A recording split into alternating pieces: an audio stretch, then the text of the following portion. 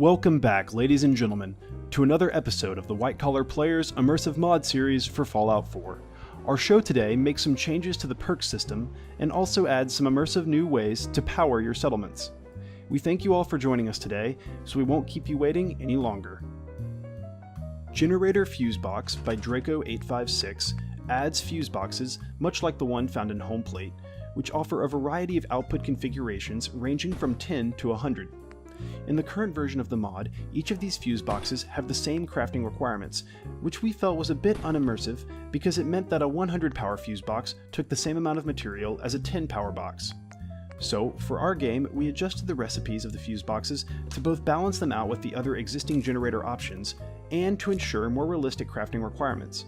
In our version of the mod, we removed all of the other fuse box options and left only the 10, 50, and 80 power boxes, which helps remove some clutter from the crafting menu and also ensures that other generators, such as the large fusion generator, are not rendered obsolete. The recipes for these boxes contain the same base components as the original version of the mod, however we also added 2 fuses as a requirement for each one.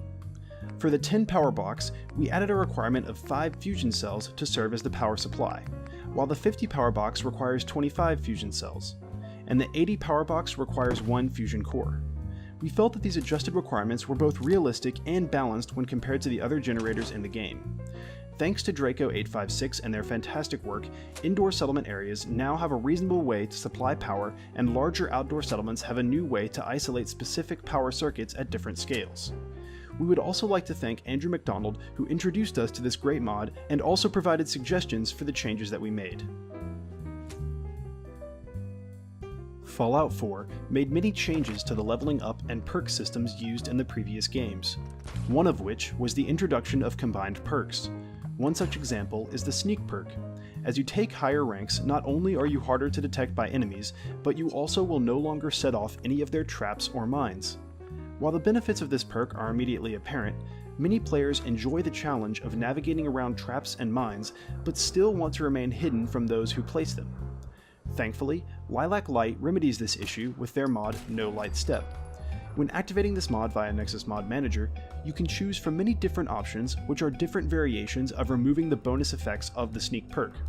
The first option on the list removes the light step effect from each of the different sneak levels. However, it still grants the bonus to improving your ability to remain hidden from enemies. We chose this option for our game, which means that even at the highest sneak level, we are still vulnerable to tripwires, lasers, and mines, but our enemies will have a hard time detecting us as we creep around their traps. Fantastic work by LilacLight, and we are grateful for this remedy to our game. That's a wrap for today, folks. We sincerely hope you liked the items we discussed, and please remember to leave an endorsement for any mod that you download and enjoy. Our immersively modded playthrough of Fallout 4 is in full swing. It uses all of the items you have seen in this series, which makes for a very exciting new style of gameplay, so we hope you will join us for that series as well. Thank you all very much for watching, and we hope you enjoyed your time today with the White Collar Players.